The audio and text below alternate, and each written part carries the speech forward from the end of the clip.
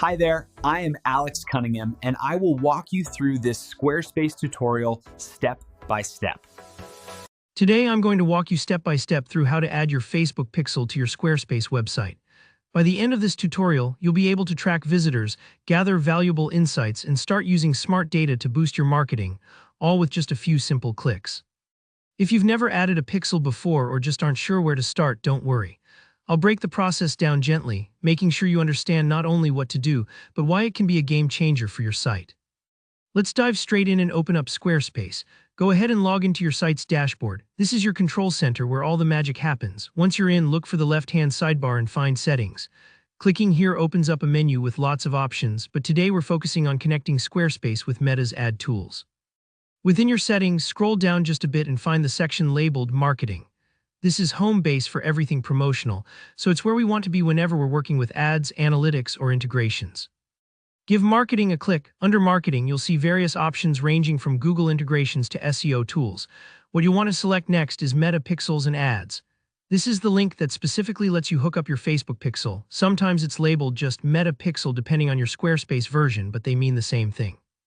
Now here and why this step matters. Connecting your Facebook pixel lets you track how people interact with your website, what pages they visit, what products they look at, or whether they complete purchases.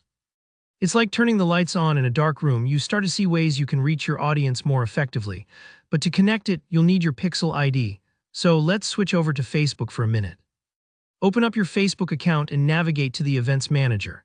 If you haven't been here before, this dashboard looks a bit technical, but basically it's the hub where all your pixels and conversion events are managed.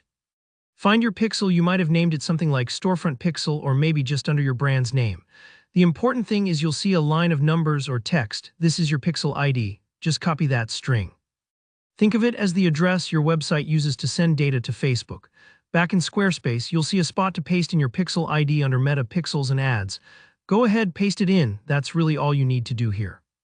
You don't have to worry about special code blocks or messing with any technical scripts. Squarespace handles all the heavy lifting for you, so once you save changes, your Facebook pixel is officially live and tracking. I know steps like this can sometimes look intimidating on paper, but once you move through them, it's surprisingly smooth.